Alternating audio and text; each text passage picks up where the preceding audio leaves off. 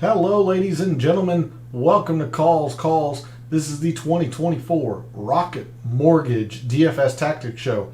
We have everything you need this evening to finalize and optimize your lineups, the projected ownerships per Fantasy National and per Gabe Source, the weather forecast, and of course, rankings to help you navigate this very difficult DFS board this week. So let's get right into it. All statistics provided tonight and every night are from FantasyNational.com.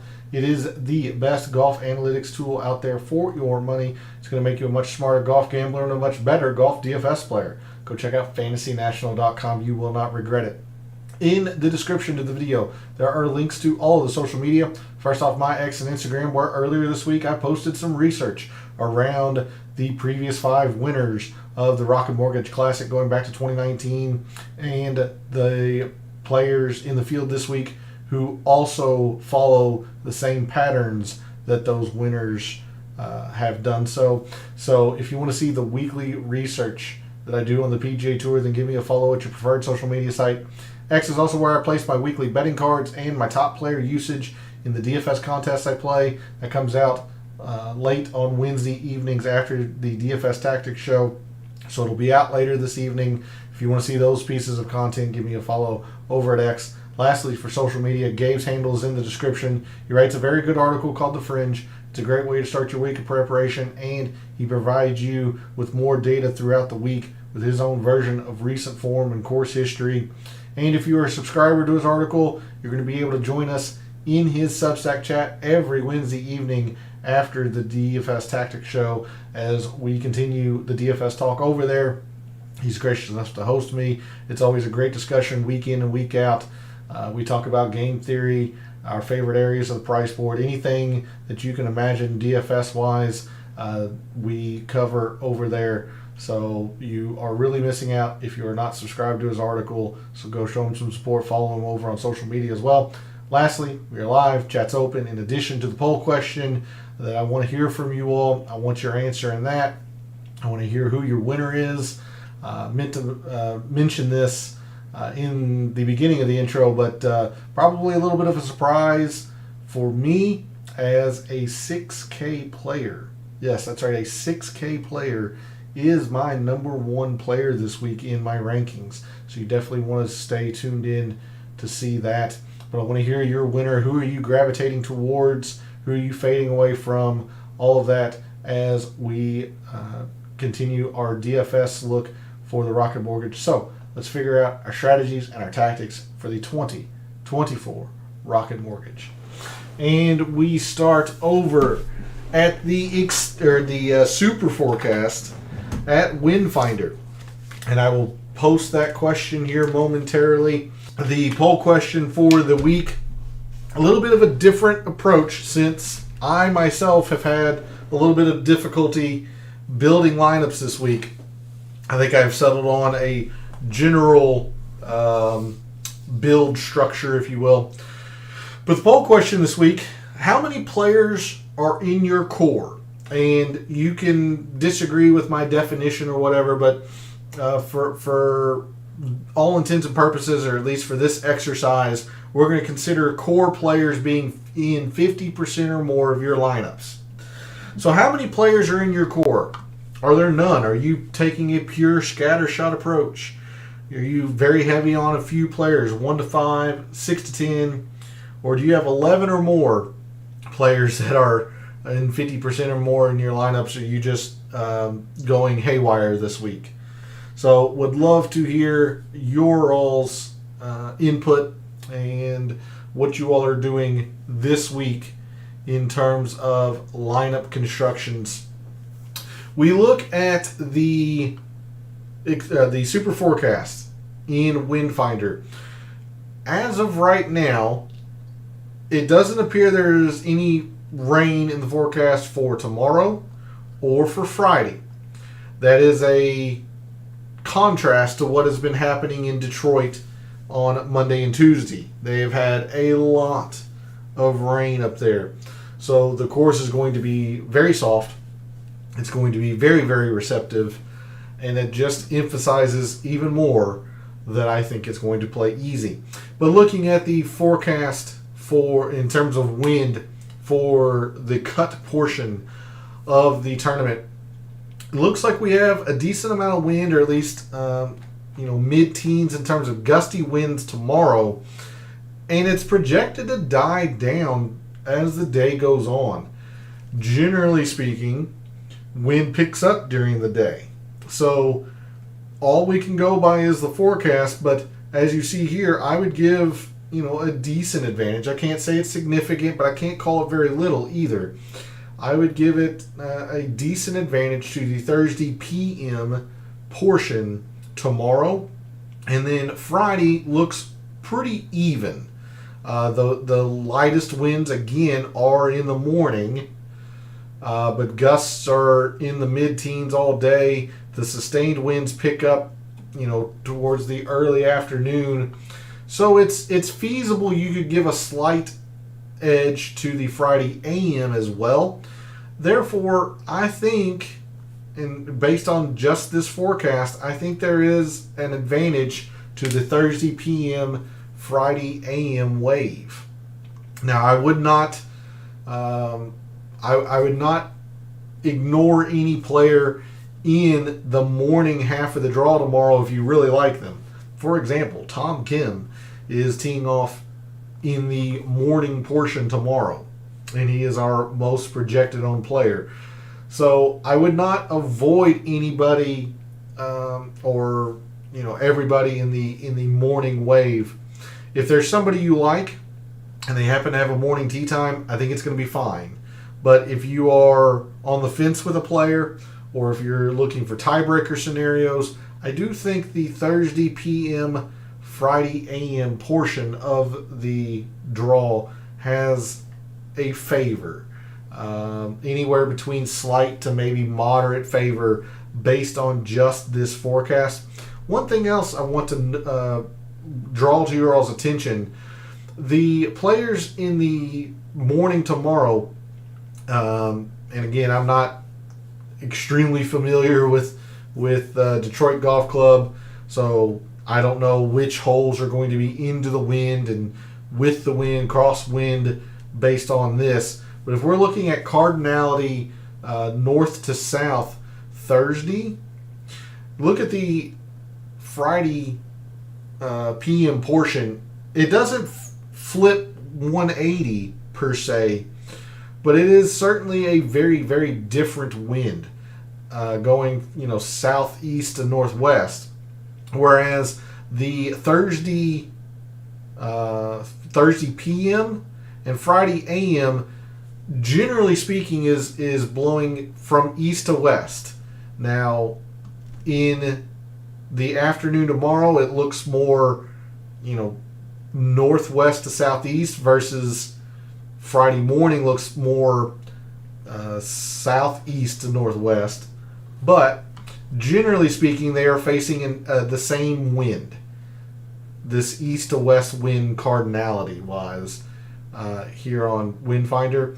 Don't overlook that, because those players are going to be playing the same course with the same wind.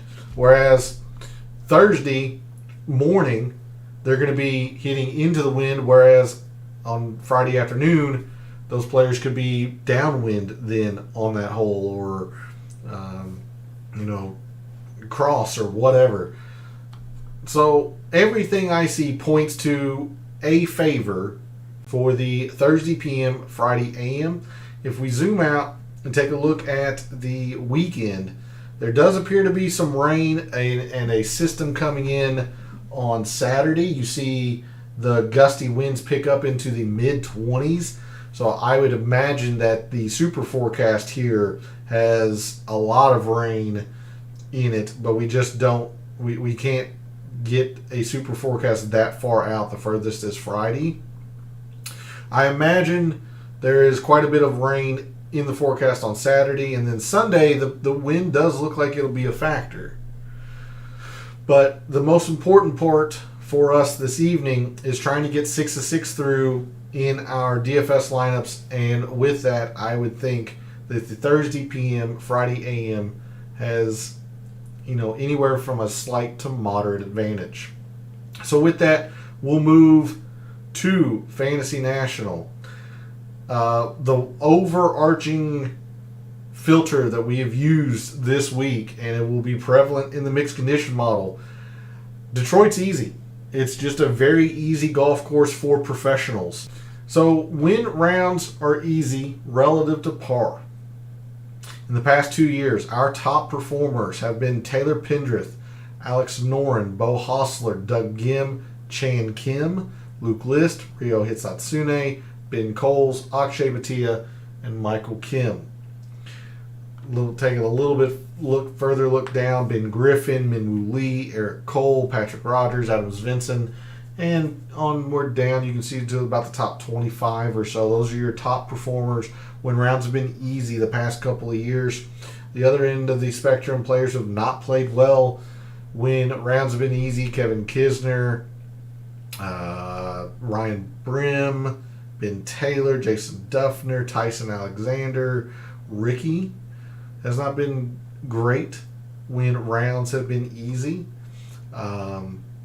He played okay at the Travelers. Wasn't great, but it was okay. The Heritage wasn't great.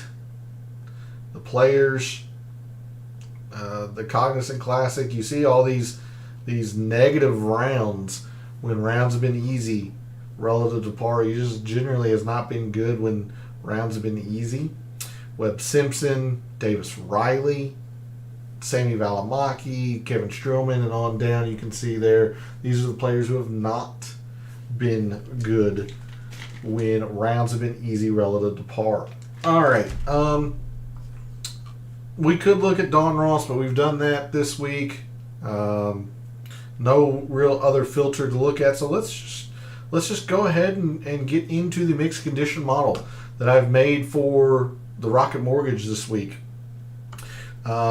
We start with 25% in approach. The course is going to be soft.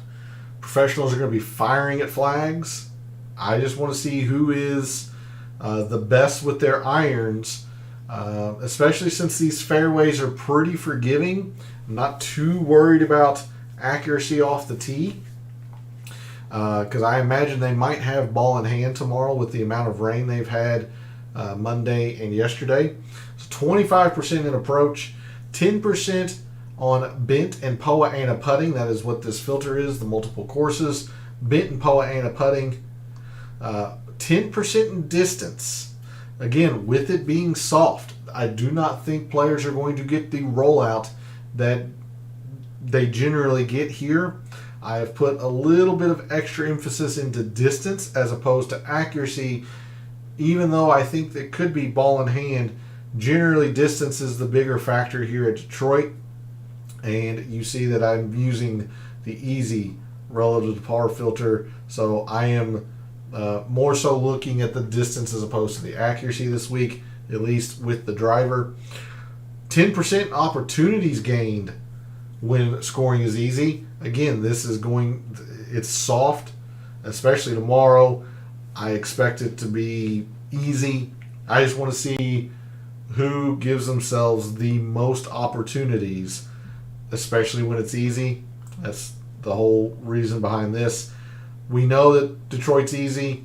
We've talked about it all week. There's going to be a lot of birdies. You got to get into the mid-20s to realistically have a chance to win. So 20% birdies or better gained when rounds are easy. 5% proximity, kind of in line with the approach and the opportunities gained. It's going to be soft. I want to see the players who just fire at flags. So 5% in total procs. 5% in all par fours. I did not feel comfortable splitting out any particular range, whether that be the 350 to 4, the 450 to 5. I just didn't feel comfortable, and they're a little bit mitigated here. Considering this is a par 72, we have 3 par 4s and 4 par 3s and 4 par 5s. So, we have 2 less par 4s than we normally do. Or at least we have in the past several weeks. It seems like we've had par 70s for several weeks in a row now. So not a whole lot in par 4s. You see I don't have any par 3s. Instead, 15% in 550 to 600 par 5s. I did feel comfortable enough to separate out this range, look at it by itself. There is one par 5 that measures over 600 yards. We're not, bringing that into consideration in this mixed condition model. It's a decent birdie hole, but really players are separating themselves when they're able to make eagle on these short par 5s here at Detroit.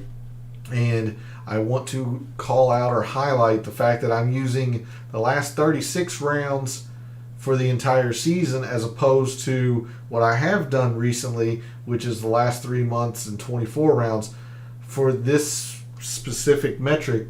Because if we were to look at the last 24 rounds, a course might have one or at most 2 par 5s that measure to this range, so it wouldn't be a big sample size. I realized that as I was digging into some data this week. So I really wanted to expand that to make sure we have enough data to make it significant when we're looking at a specific range. So we're going to see how that does this week as opposed to the last 24 in 3 months. But a very, very, I can't call it simple mixed condition model, but a very shallow one. Only 8 metrics used. I am pretty keyed in on 2 to 3 metrics this week that I think are going to be very, very important, and then auxiliating, or what's the word I'm looking for? Using some auxiliary metrics to boost those or to supplement them. Again, 25% approach. I want to see who goes low. Birdies are better, particularly when it's easy. Par 5s, I think, are going to have a significant weight. Those are the 3 main metrics in the mixed condition model. And then, we definitely don't want to overlook putting. This is going to be a putting contest. I want to see who is the best on bent and Poa annua. My angle this week is driving distance, so I want to see who simply hits the ball the furthest off the tee. Opportunities gained, proximity, with the fact that it's generally easy here at Detroit, and I think players are going to be firing at flags considering how soft and receptive the course is going to be. That's the angle I decided to take. So with that, we will move to Microsoft Excel and the reveal of my rankings. And as I mentioned in the intro, I've got a 6K player number 1 in my rankings. So I will bring that up as a reminder to those of you who are returning viewers. For your information, if you are a new viewer, my rankings are based on 3 criteria. The FNGC rank, which is a straight numerical ranking based on the mixed condition model we just talked about in Fantasy National, the metrics and the percentages in them. Course value is an attempt at giving a player a numerical value based on how well they have played that course in the past 5 years. I only go back 5 years, but thankfully for us, Rocket Mortgage and Detroit has only been seen for 5 years. So the entirety of the tournament, the lower the number, the better. And then we are playing DFS, so projected ownership, and these are projected ownerships per Fantasy National. Projected ownerships are a factor into my rankings as well. Speaking of projected ownerships, Gabe was kind enough to send over his sources, projected ownerships. So we're going to be comparing Fantasy National with Gabe's source, see where any discrepancies might lie.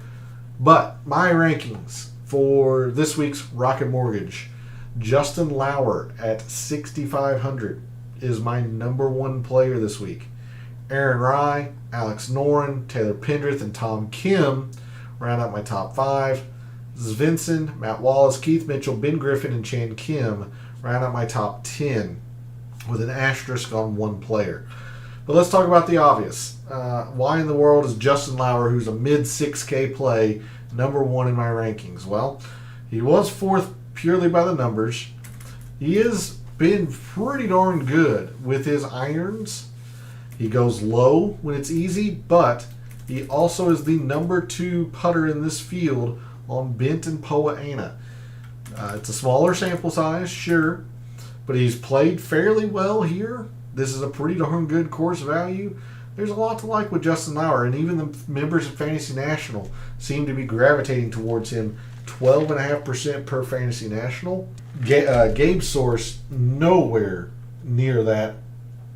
Gabe Source has Justin Lauer at 4%. So, I mean, even if you want to take the high end of this and say 8 to 10%, I'm still going to be all over Justin Lauer this week. The only thing he really lacks is distance, which could hurt this week, but I mean, he still gives himself plenty of opportunities. I mean, excellent with proximity. I like Justin Lauer a lot. I'm not necessarily as high on Aaron Rai. Yes, the irons are fantastic, and this is probably his best surface in terms of putting. I'm just a little bit more wary on Aaron Rai as opposed to what it might seem with him being second. He's only played this once. He played it very well, but I'm a little bit more wary on Aaron Rai. The one player in the top 10 for me that I just don't want any part of, and it's only because I have some additional information on him, is Ben Griffin. Analytically, everything is pretty darn solid for Ben Griffin, minus the putter. What some people might not know is that he is dealing with floaters. He wore sunglasses last week playing at the Travelers. He's having some eye issues. Anytime you're involved in sports and you don't have good eyesight, it's a problem.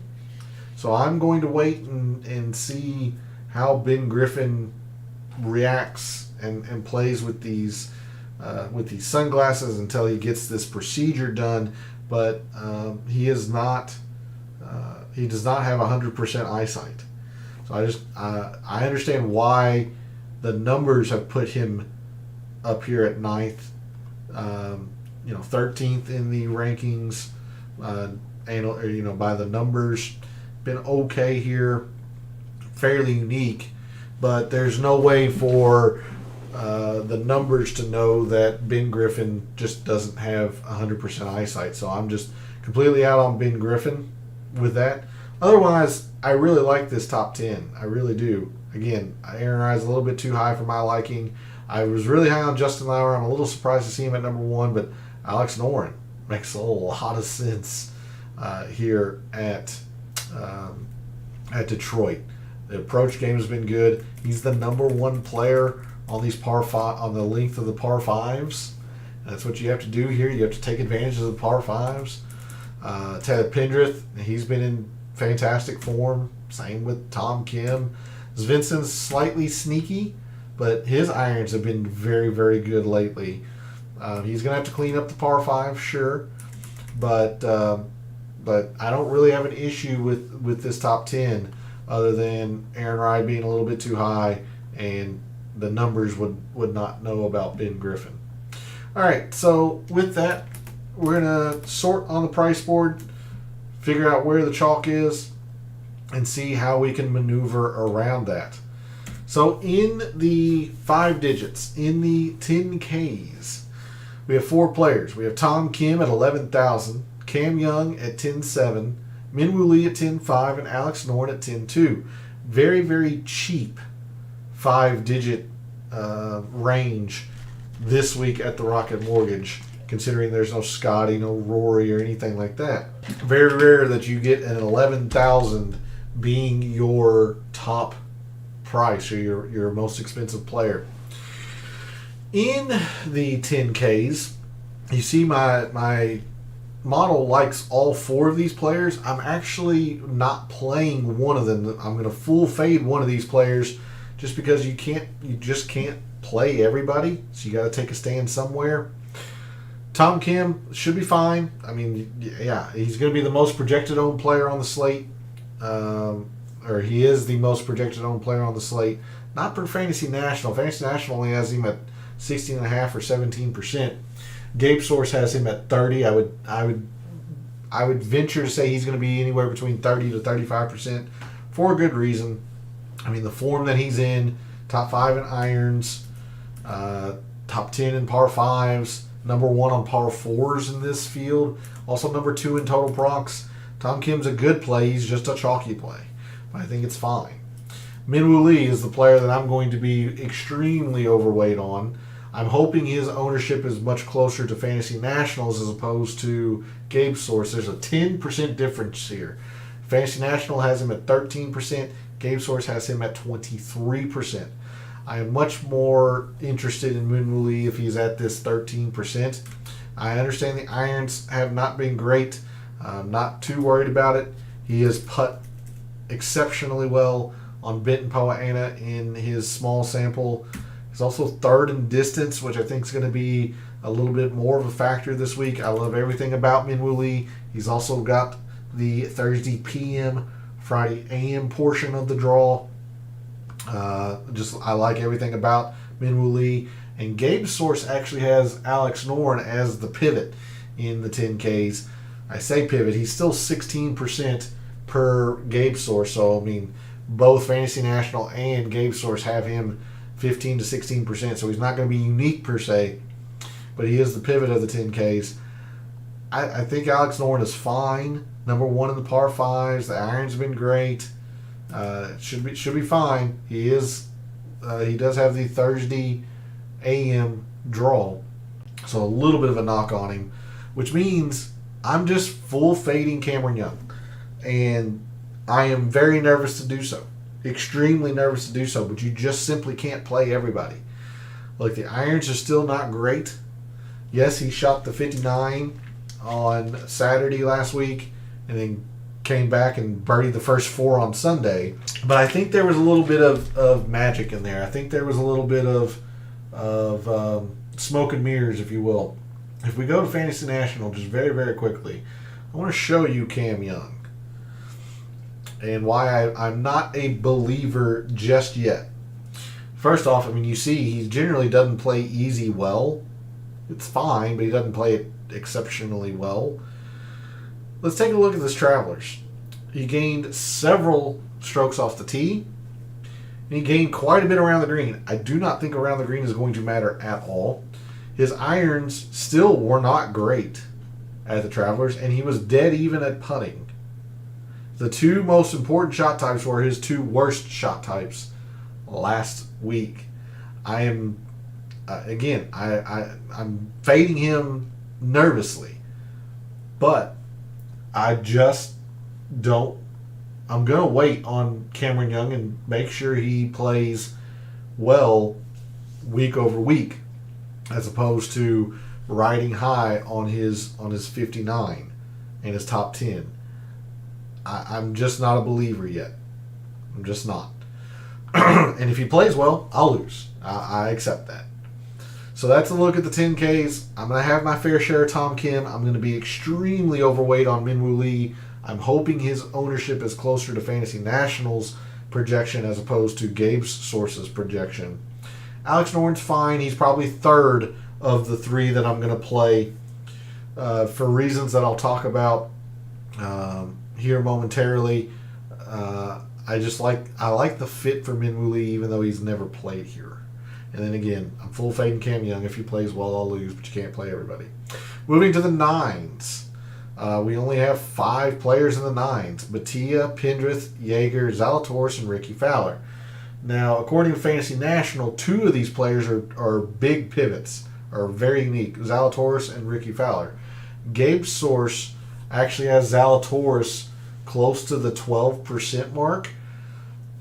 What is very clear is that people don't seem to be gravitating to our defending champion, Ricky Fowler. And I'm not. I have to agree. Ever since his win last year at the Rocket Mortgage, he's not been good. He just simply has not been good. Now, what is in his favor is that he has a pretty good course value. Of course, the defending champion. He also has another top 20, maybe 2 other top 20s here. He's generally been fairly solid at the Rocket Mortgage, but his current form is horrendous. So I don't want any part of Ricky, and I actually don't want any part of Will Zalatoris either, which means I'm going to be extremely overweight on these two. I understand that they're chalk in the 10K or in the 9Ks. Excuse me. I don't care. I'm really, really high on Batia and Pendrith both. You see, Batia rated out a little bit lower, basically because he's only played here once, and it was really, really bad. The irons are much better. We've seen what form he's in. Top 5 and birdies are better when it's easy. I mean, he'll go low. And don't be shy on his putting on Benton Poa Annua. His win at the Barracuda last year, even though that's not in Fantasy National because it's not a stroke play event, the Barracuda at the Benton Poa Annua, and he won that tournament last year. So he's fine on this surface. It's not great, but it's fine. So I really like Batia. I love Pendrith this week. We're going to see Pendrith a lot when we talk about one and dones and betting cards and such. I love everything about Taylor Pendrith. Everybody does. It's chalk I'll eat. He's in exceptional form. He's played very well here in 2 tournaments. He's played very well here both times. I just like a lot with Taylor Pendrith, and both of these players have the good half of the draw. They are Thursday afternoon and Friday morning. I will sprinkle in some Stefan Jaeger, but this is more of a fade for me. Jaeger is projected anywhere between 15% and 20%. And I got a little bit of concern. The putter isn't great on this surface. The irons haven't been fantastic. And he doesn't give himself a lot of opportunities, as you can see by his total procs here. So I've got a little bit of concern for Jaeger. I will have him. I can't call it a full fade, but I'm definitely going to be under the 15 to 20% on Jaeger. I'm much more on Batia and Pendrith. So in the 9Ks, I'm using these two quite extensively. I'll sprinkle some Jaeger, and I'm completely out on these two. If you're willing to go here, you're going to gain a lot, especially if you're willing to go to Ricky, who I think is who I would go to between these two, to be honest with you, because of the course history. But I don't like either player. Moving into the 8s, you see most of these players I like, with the exception of Ryan Fox. I've tried to back him several times. It's always just backfired on me seemingly. I don't want any part of it. Thor Bjornsson, I was not terribly impressed last week in his first professional event. If he plays well, I'll lose. Okay, I accept that. I'm just not there. Otherwise, I pretty much like the 8Ks. I'm a little bit less on Aaron Ryan, as I mentioned in the reveal of my top 10, but I still think it's a fine play. He's quite chalky. 21% per Gabe Source, 18% per Fantasy National, so a lot of people are gravitating towards him. I would be a little bit wary of the putter, but this is his best surface, so it should be fine. I'm just not as high on him as this might seem. Bobby Mack, probably fine as well. The irons and the proximity is better than what it's showing. He is, garnering more attention than what Fantasy National is suggesting. It's okay. Not in love with it. I love Keith Mitchell this week. Even if he only plays 3 of the 4 rounds. I just like everything about Keith Mitchell this week. Number 1 in Fantasy National, or by the numbers. Top 10 in irons. 2nd in the par 5s. As much as of a bulky putter as he can have, much like Batia, much like Aaron Rye, this is seemingly his preferred surface. It's actually not been too bad on this surface, at least compared to the rest of this field. So I really like Keith Mitchell. He is one of 4 players that doesn't have a pink or red statistic across here. So I like Keith Mitchell a lot. I will eat that chalk because he's about 18 to 20%. Mav McNeely is another player who doesn't have a bad statistic across here. The irons have been fine. I'm not thrilled with Mav McNeely, especially if he is indeed 20 to 22%. But I will have him a little bit. That's a lot of ownership. That is a lot of ownership. So I'd be a little bit cautious on Mav just because of the ownership. Davis Thompson, probably okay. Takes advantage of par 5 is what you have to do. He's garnering a lot of attention as well.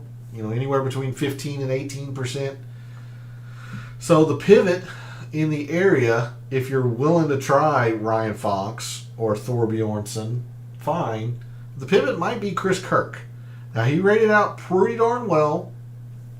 12th for me, 18th purely by the numbers. The irons are a little suspect. A little bit. He's still not in great iron form.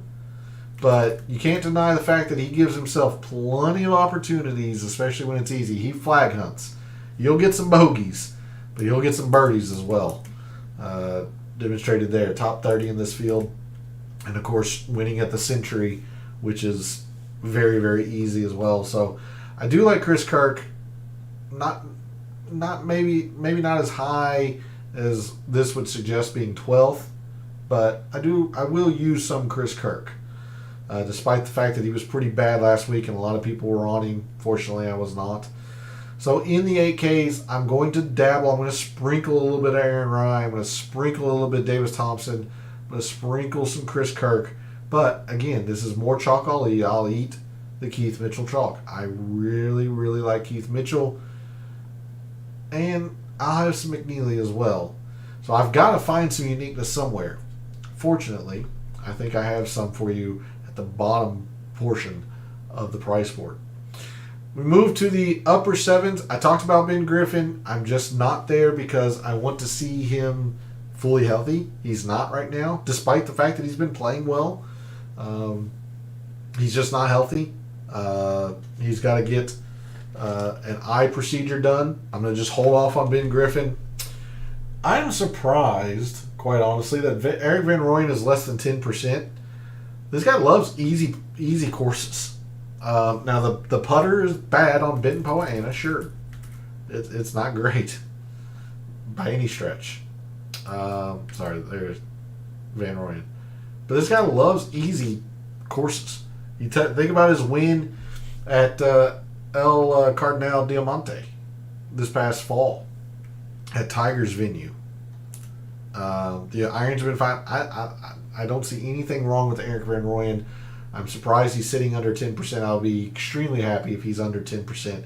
This makes a lot of sense. I'm a little surprised Vincent rated out so high, but, again, as I mentioned, top 20 in irons. Top 10 opportunities when it's easy. The guy flag hunts. He won a similar style event, an easy event with the RSM a couple of years ago. I'm not worried about his lack of distance. This is Vincent sitting at 13% for Gabe Source, 10% here. I wouldn't be thrilled with 13%, but anywhere in the 11 to 12%, I'd be okay with it. So I like both of these players, EVR and Vincent. I do want to mention Taylor Moore. He has played very, very well here, but he has no current form. Look at the irons, horrendous. Proximity, horrendous. If you play Taylor Moore, it's all based on the fact that he has 2 top 10s here. I don't think that's enough to go on, so no thanks. Instead, I love Matt Wallace. Love Matt Wallace. Top 15 in irons. The putter is good on Benton Poa Annua. Top 10 in par 4s. And I don't think a lot of people realize that with this huge stretch that they've had on the PGA Tour, going signature event, major signature event, Matt Wallace went over to the DP World Tour in top 15. So,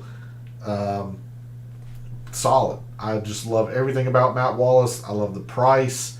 Now, Fantasy National members are kind of on him at 12.5%. Gabe Source has him at 10%. So, if we're getting anything less than 12% on Matt Wallace, I think it's a steal. If Matt Wallace does not play well this week, I will lose. I'm going to be enormously overweight on Matt Wallace. Love Wallace this week. I like Højgaard as well.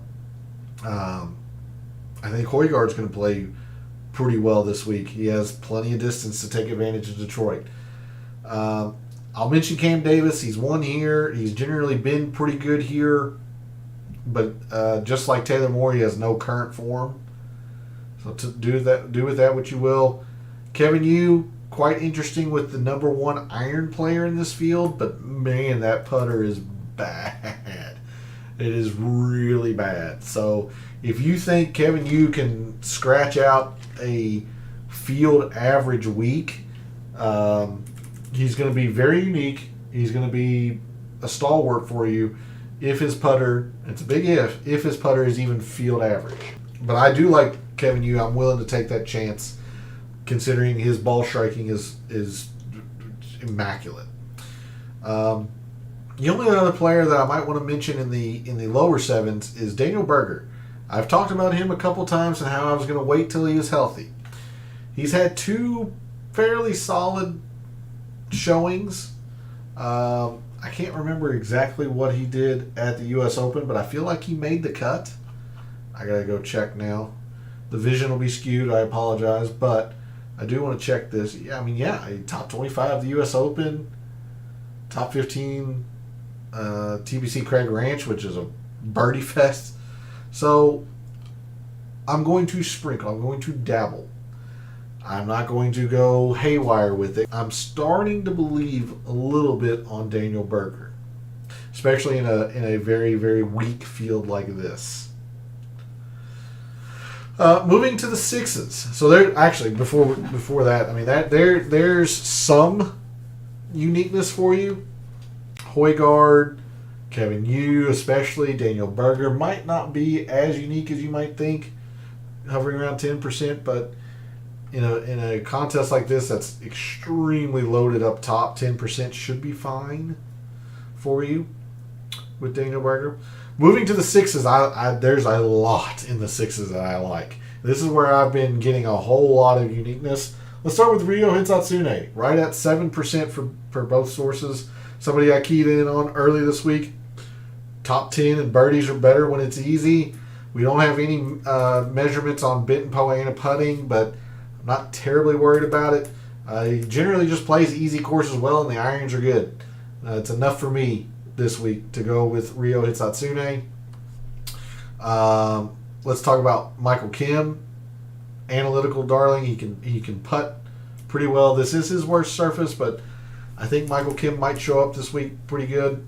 Top 30 irons, almost top 10, and birdies are better when it's easy. We talked about Justin Lauer, or at least I talked about Justin Lauer, number one player in my rankings. He won't be unique per Fantasy Nationals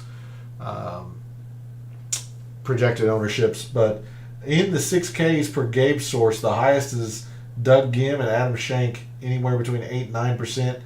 Everyone else is 6% or less.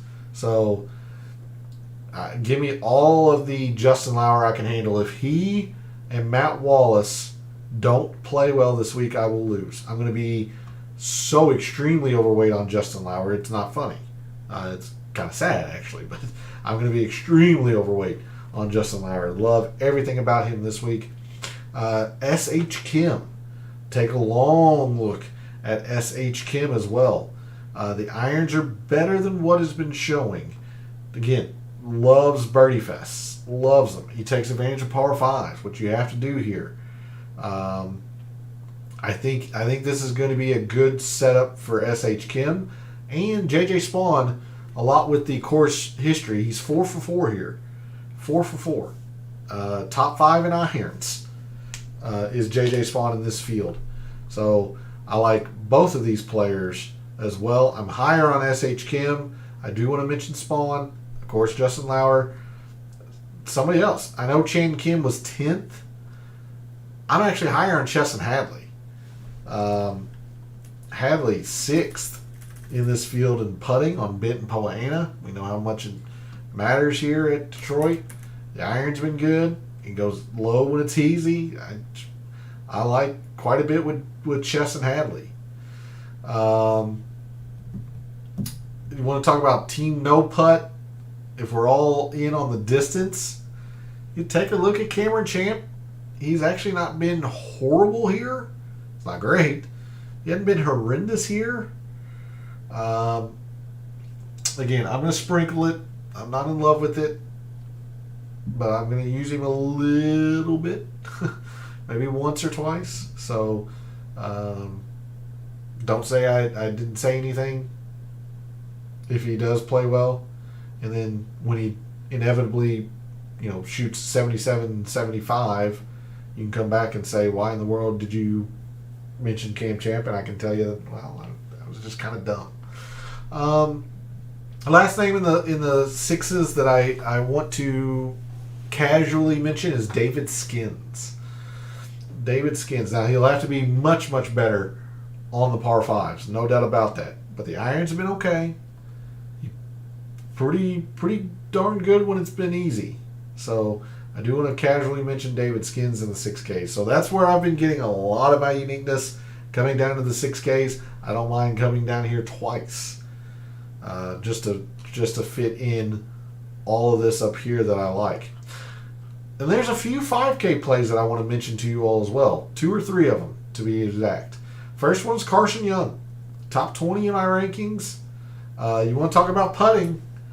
Carson Young can putt. Is also 4th in opportunities when it's easy.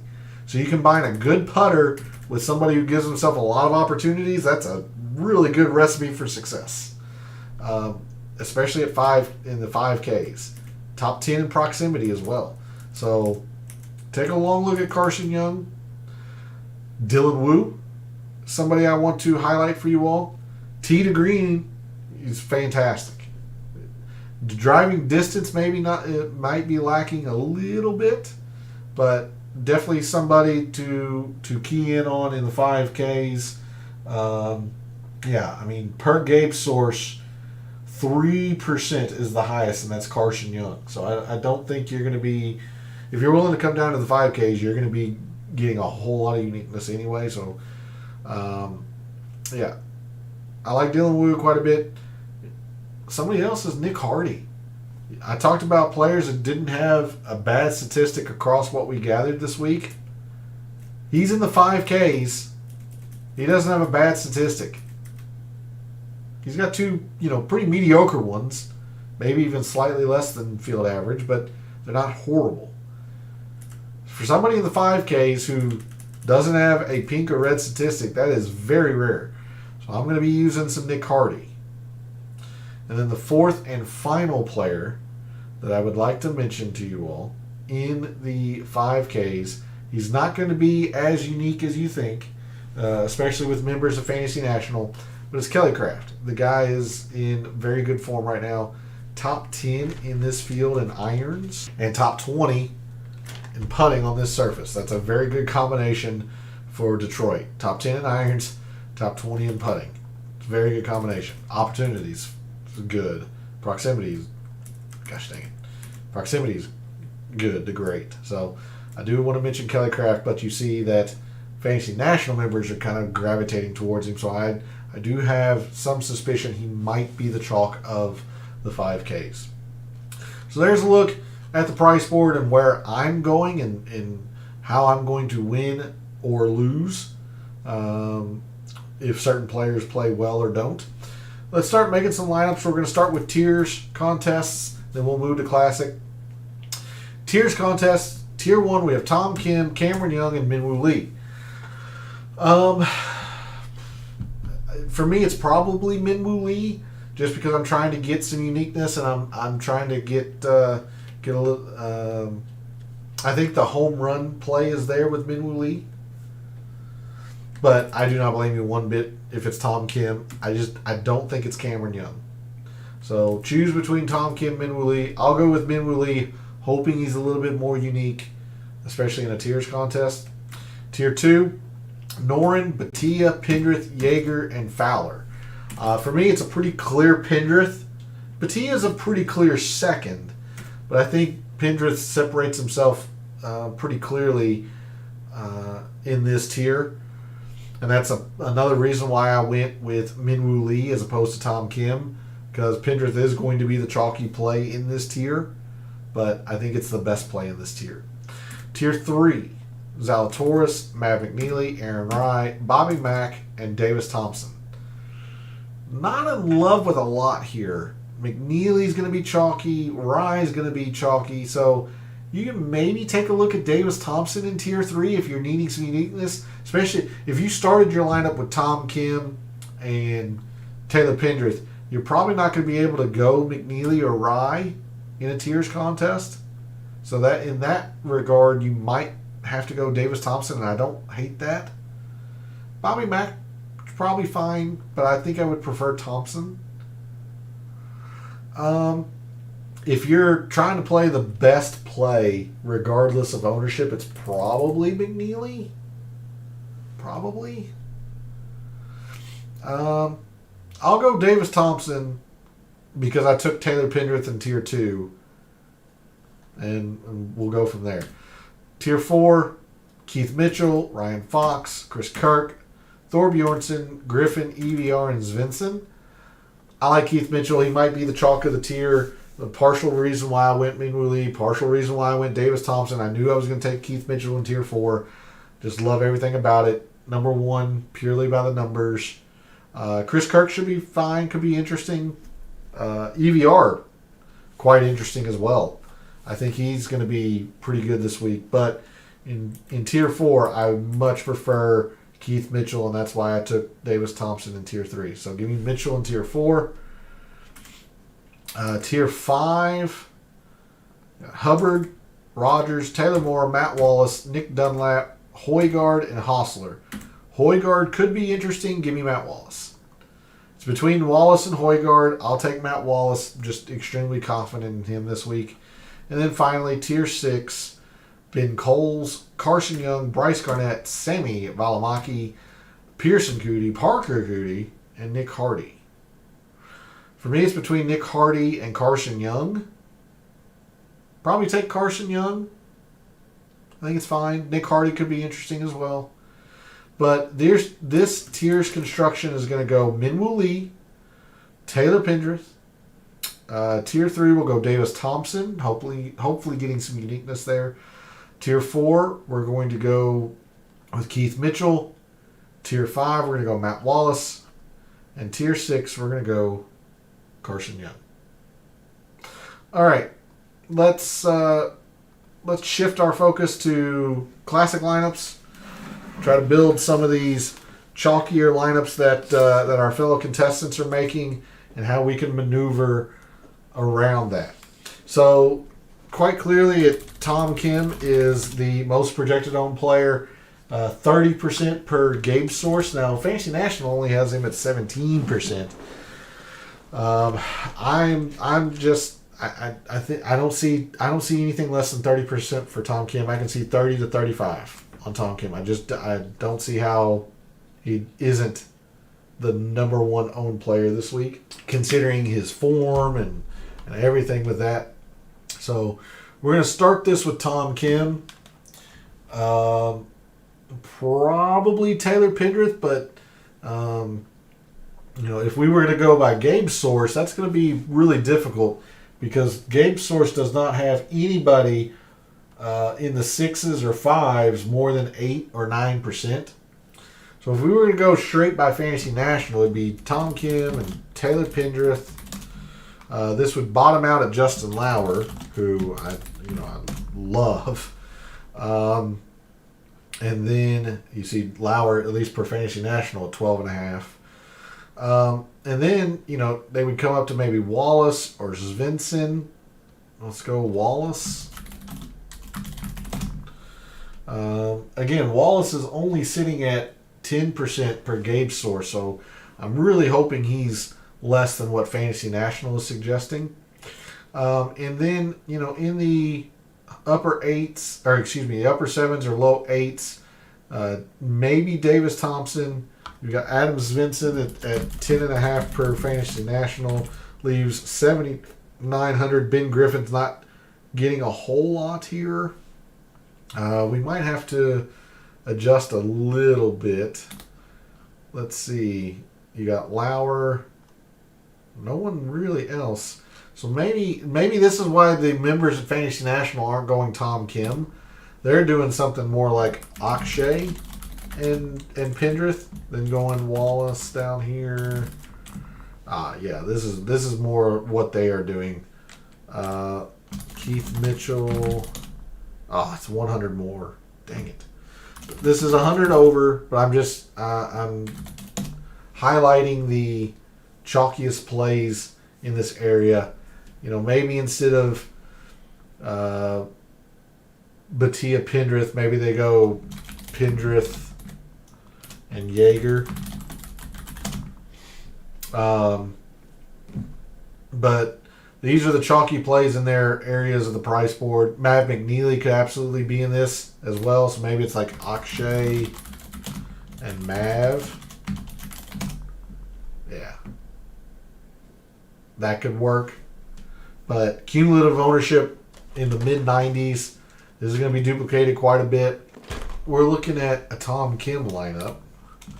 I'm trying to build one of these for you all so you can know what to expect. If we look at Gabe's source, like Svensson's definitely getting some attention. Taylor Moore is going to get some attention as well. I've got those backwards. Pick whoever you want in the nines, other than Zalatoris and Ricky. Maybe it's Batia. I know he's the most expensive, but he's the most owned. Batia, Pendrith, Jaeger, McNeely, even Aaron Rye actually could be in this as well. But according to Gabe's source, our fellow contestants really aren't going into the sixes, and that's what I'm hoping. Because there's a lot I like in the sixes. Let's see. If we try to put Aaron Rye here, that's going to be way too tough. Svensson, Rye, Davis Thompson, Keith Mitchell, 68. Yeah. It's just going to be tough. That would be Justin Lauer, maybe Doug Gim. Doug Gim's not getting as much on Fantasy National. But this is the kind of lineups you can maybe expect with a Tom Kim. Maybe it's Kim, Rye or McNeely, Davis Thompson or Mitchell. Then coming down to Svensson, Moore, Matt Wallace, and rounding out with a 6K of their choice. So how are we going to combat this? How are we going to maneuver around all this chalk? Well, I've told you the type of lineups I'm building. I don't mind double dipping in the sixes. So first, let's try to build a balanced lineup, shall we? If that's the route you want to go, it's going to be a little bit more difficult just because I'm like everybody else. I love Pendrith. I love Batia this week. I'm not necessarily as high on Jaeger. But I think we can find some good values here in the sevens. In fact, at the bottom half of the sevens, like we can look at Nikolai Højgaard as the bottom of our lineup. And I think this is going to work. I mean, he's only 8.5% per Fantasy National. He is 9% per Gabe source. Like, I think this is a great way on a balanced lineup to ensure you get some uniqueness. And again, pick the one player that you want. I'm going to go with Taylor Pendrith here. This very well could be Akshay. It could be Jaeger if you're that high on him. Maybe not McNeely. I'm not as high on McNeely. I don't think I'd start my team with McNeely, but we're going to go Pendrith. Definitely going to go with Mitchell. I know this is chalky, but this is the challenge of trying to build a balanced lineup this week, because the players that are obvious plays are just there's not a lot around them. Pendrith, Mitchell, absolutely. I would put Chris Kirk into this. I don't mind Chris Kirk at all. Eric Van Rooyen absolutely fits into this. In fact, we got 87 or 8,700. Like Bobby Mack, I don't hate by any means. So like if we were to put Bobby into this, we're at a sub 75% lineup with Pendrith, who is one of the tournament favorites. Bobby Mack, who's in great form right now. Mitchell, I'm really high on. Kirk might be a little bit more speculative, but I'm telling you, EVR is going to be solid this week. Højgaard's probably going to be pretty good with his distance at this course. Doesn't have to worry about any trouble off the tee. This is a lineup that if I were interested in a balanced build, this is the one I would be interested in. But more often than not, the kind of lineups that I'm building have been double sixes, anchored with, again, my number one player, Justin Lauer. Now, here I can go several different ways. I can make Justin Lauer my lowest owned and then go Ryo Hitsatsune, who I like. I didn't talk about him, but Chandler Phillips could be interesting. But generally, I've been going like Lauer and S.H. Kim, Lauer and Spawn, Lauer and Hadley. I've been doing these double sixes here. I'm going to go with S.H. Kim. I'm really, really high on S.H. Kim. If you're willing to go double sixes, you're going to be gaining a lot of uniqueness, a lot of leverage on your fellow contestants. Again, per Gabe's source, not a single player in the 6Ks is over 9%. Doug Gim and Adam Schenk are at 8 and 8.5. So you're going to be gaining a lot. And this allows us to do quite a bit up here in the 10s and the 9s where I think the best plays are. Again, I'm going to go with Min-Woo Lee. I'm hoping he's a little bit more along Fantasy Nationals ownership, more in the 15 to 18 as opposed to the 23 that Gabe's source is projecting. But I still like this fit for him. I'm going Matt Wallace. Love everything about him. And we got 9,600 per player. Per player. We could double dip and go Alex Noren. We could go Batia. We can go Pendrith. Again, I'm not necessarily as high on McNeely, but McNeely, and you're leaving another thing too, you can leave quite a bit of money on the table and leave yourself or make yourself unique in that regard. If we go let's see, if we come up with Wallace, like we can go EVR, it goes Svensson, Chris Kirk, like if we made this is like Keith Mitchell, Mitch Fell, I guess. Again, 8,500, Davis Thompson, Chris Kirk, Evan Royan. Again, I'm just really high on Matt Wallace. I'm really high on Keith Mitchell. That's leaving a whole lot of money on the table. Maybe you don't want to go double sixes. Like you're left at 7,500 here. Maybe you like Taylor Moore and his course history. Throw in Højgaard into this. That would work. A little bit higher for Fantasy National because of Justin Lauer and Matt Wallace. These guys are not nearly that high per Gabe's source. So these are the kind of lineups that I've been building. I'm trying to squeeze in 2 players of these minus Cam Young because I'm just full fading him. So I'm trying to fit in a Tom Kim, a Min-Woo Lee, an Alex Noren, a Batia, a Pendrith, sprinkle a little bit of Jaeger, and I'll include McNeely in that. Sprinkle a little bit of McNeely. I'm trying to fit 2 of those 6 at the top here, and I have no issue going double 6. So again, Justin Lauer. I went S.H. Kim. Let's try Chesson Hadley. I went Min-Woo Lee this time. Let's go Tom Kim and Alex Noren. Try that out. We still have 8,000 per player. You can squeeze in, a Keith Mitchell, a Matt McNeely if you want, Bobby Mack, or you can balance this out. Go like an Eric Van Rooyen and an Adam Svensson, Matt Wallace, Højgaard.